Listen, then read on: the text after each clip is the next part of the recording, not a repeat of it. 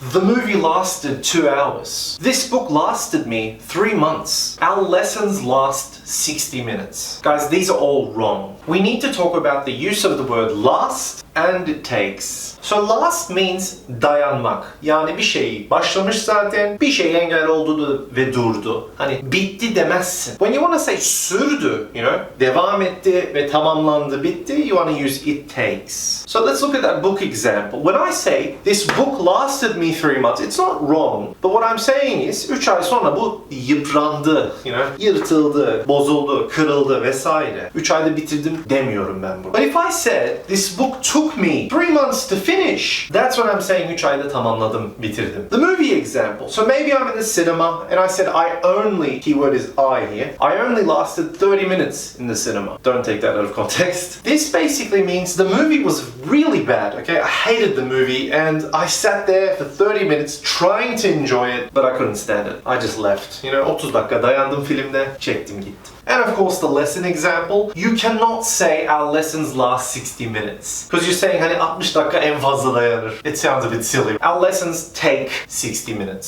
So we can talk about other examples. So let's think about that famous TV series. What was it called? Çukur.